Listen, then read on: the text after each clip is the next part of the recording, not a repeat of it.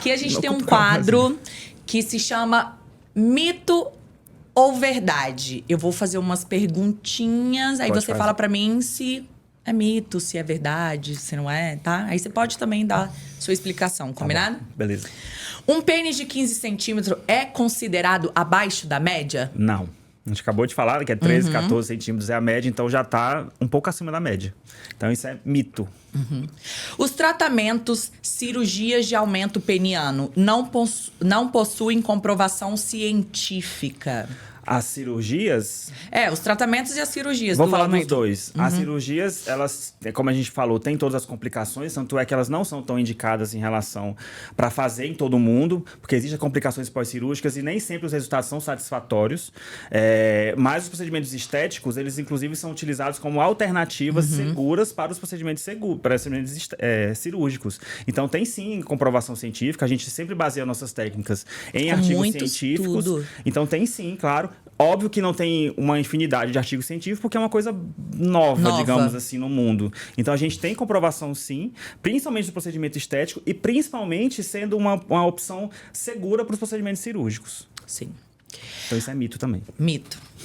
Alguns tratamentos podem realmente ser indicados não apenas por estética, mas em caso de micropênis.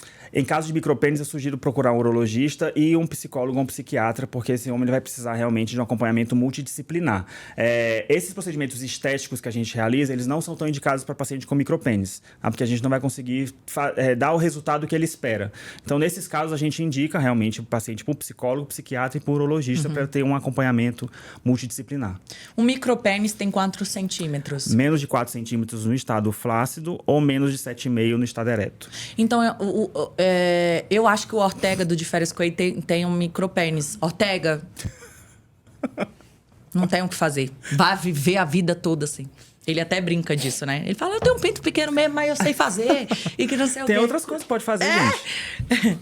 Tem outras ferramentas. Então é mito. Não, é verdade. É verdade. Não pode fazer muita coisa.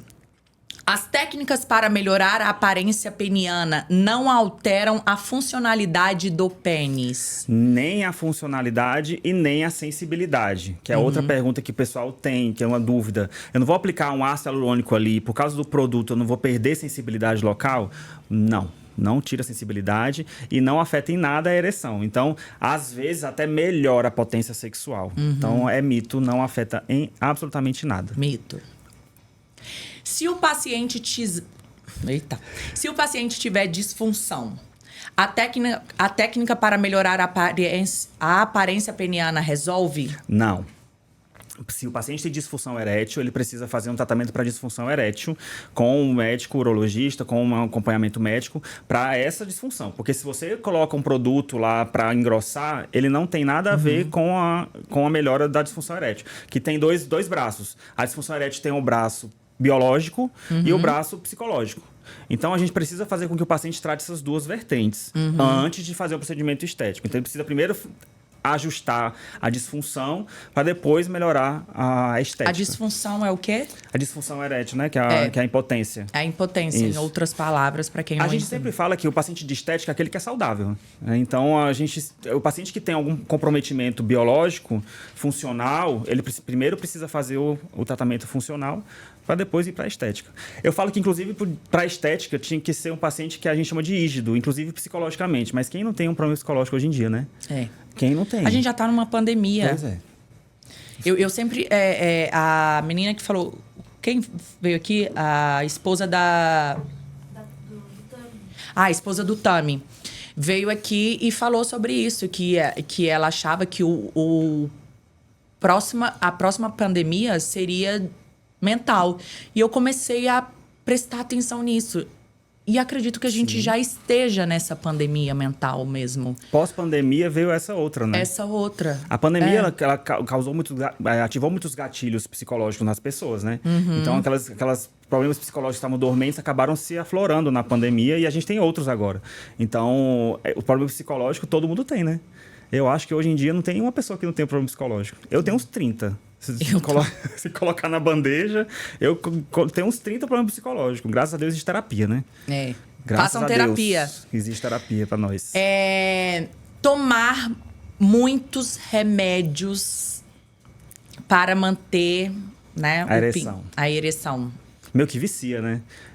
Eu conheço alguns pacientes que são viciados em utilizar esses medicamentos. Eu tenho amigos que tomam todo dia, tipo, Pois é. Tadalafila. Tadalafila, toda hora, todo dia. Inclusive, esses dias, acho que foi ontem, um cara lá no Ceará, se eu não me engano, foi hospitalizado pelo uso indiscriminado de Tadalafila. Vai ficar cego, eu acho.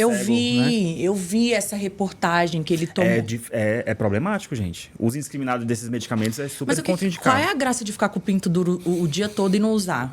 Não, desculpa, é uma pergunta, pode parecer besta, mas assim, eu não entendo. Também não. Será que é um vício mesmo? É um problema de cabeça, já que essa pessoa que entrou nesse estado esteja? Pode ser. A Tadalafila é utilizada para outros fins também. A galera que malha muito usa. E acaba meio que viciando, assim. E a Tadalafila... O que é a Tadalafila? Ela é um vasodilatador. Então, ele vai fazer vasodilatação, vai melhorar a circulação de sangue, inclusive no pênis. Então, por isso que é utilizado para disfunção erétil, porque faz ir mais sangue para a região. Mas o uso indiscriminado, gente, vai acabar deixando você viciado e você não vai conseguir ter relação sexual sem ele. Então, tem que ser só em situações bem pontuais. Aí vai ficar refém a vida toda tomando remédio. E o Viagra? Que é a mesma coisa, o Viagra é o remédio de marca. Ah, tá, é a mesma coisa. É a mesma coisa. Ah, aquelas, eu não sabia. Todos os homens que fazem cirurgia de aumento peniano fazem isso por estética? Cirurgia, não. Mas procedimento estético, 70% faz por estético. E outros 30% fazem por comprometimento um pouco mais diferente. Por que eu tô falando isso? Porque a gente meio que nega alguns pacientes, tá? A gente fala, alguns pacientes a gente diz que não é para fazer. Tipo, um paciente que não pode fazer. É um paciente que tem dismorfia corporal, ou seja, aquele que tem uma coisa e não consegue enxergar. Dismorfia corporal é quando você, por exemplo, você é fortão e aí você vê no espelho que você é dessa finura. Ou seja, você tem um problema de percepção da realidade em relação ao seu corpo. Quando o paciente tem dismorfia corporal relacionada ao pênis, isso já aconteceu muito lá na clínica, já chegou muito paciente lá, ele tem um pênis convencional, normal, e acredita fielmente que tem um micropênis. Ou ele não diz que acha que tem muito pequeno. Eu já teve pacientes lá que tem, no estado flácido, 15 centímetros de pênis, que já é bastante coisa, e acreditar bastante que tinha micropênis. De ter ansiedade em relação a isso, de suar frio, de, no momento da avaliação que tem que tirar o short, ter taquicardia, ficar branco, querer quase desmaiar. Então, essa ansiedade em relação ao pênis, essa falta de percepção da realidade não faz com que o paciente não seja indicado para o procedimento estético. Porque você imagina, ele não está conseguindo ver a realidade. Você vai fazer um procedimento estético, ele vai continuar não vendo no que você fez. E vai querer cada vez mais, e vai começar a ir para um caminho que não é o que a gente quer. Então, o paciente... Muito legal você falar sobre isso, né? Porque tem muita gente, ainda mais na área da beleza, né, da estética, que... faz isso pelo dinheiro, entendeu? Indiscriminadamente. Indisciplinadamente. Isso aí. Tipo, eu tenho procedimentos, os dentes. Que, tipo, eu vou ter que trocar agora com outro doutor, que agora é competente, né? A última vez que eu fui trocar, o cara só pensou na quantidade de seguidores que eu tinha e como eu iria divulgar isso, né? E, tipo, esqueceu da saúde em si, não foi profissional, entendeu? Às vezes me dá um pouco de medo desse mercado de estética, como tá ficando bem esquisito. Mas lá na clínica a gente tenta não fazer isso, de todas as formas. E isso é importante, né? Gente. A gente tem que pensar no paciente, não é só o dinheiro também, não. E um paciente que tem esse comprometimento psicológico e psiquiátrico não é para você atender. Você tem que mandar ele ir para um acompanhamento psicológico e psiquiátrico. Isso é um mínimo de ética que você tem que ter em relação ao seu paciente, aquela pessoa que te procurou. Então, a gente indica. É difícil o homem procurar. Você fala para o homem, você precisa procurar um psicólogo ou psiquiatra. É difícil ele aceitar isso. Mas a gente indica, a gente encaminha. Então, a grande maioria dos pacientes que a gente faz o procedimento, que é indicado, é procedimento que é paciente que quer só a estética mesmo, quer melhorar. Então, essa é a primeira pergunta que eu faço na minha avaliação. O que é que eu posso te ajudar? Por que você procurou a nossa clínica? Se ele já demonstra um sinal de ansiedade em relação ao pênis, que ele sente uma dificuldade de ter relação com outras pessoas por causa disso, eu já tenho um red flag de que talvez esse paciente não seja indicado para a estética. Que bom. Eu fico feliz sobre isso, porque tem gente que faz as coisas só pelo poder, pelo dinheiro e acaba né? Fazendo um monte de coisa errada, né? Tipo, prejudicando a vida de outras pessoas. Eu já passei por isso várias vezes, com vários profissionais, assim. Tipo, eu tenho distorção de imagem. E, tipo, estragar o meu rosto por conta... tipo, é bem complicado. E é legal você ter essa ética, esse contato, né? Dar essa seguridade pro próximo, né? Porque a pessoa vai ali confiando... Sim. E eu até te falei lá fora que eu não faria nada no seu rosto, né? Porque você é maravilhosa. Então, é tipo isso. Tem que ter. É muita loucura. Os homens têm vergonha de falar que fizeram cirurgia de aumento peniano. Ou procedimento. Tem sim. Tem? Tanto é que é difícil, falando mercadologicamente falando agora, a gente tem nas clínicas de estética, uma das maiores formas de você conseguir captação de pacientes é a indicação. Nossa, eu fiz procedimento com o doutor tal e ficou tão legal, vai lá. Essa parte de indicação é legal, né? Do brasileiro, você sair indicando pros outros.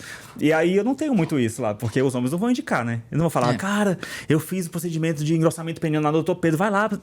Isso não acontece. Tipo uma parceria. Isso não faz. Tipo...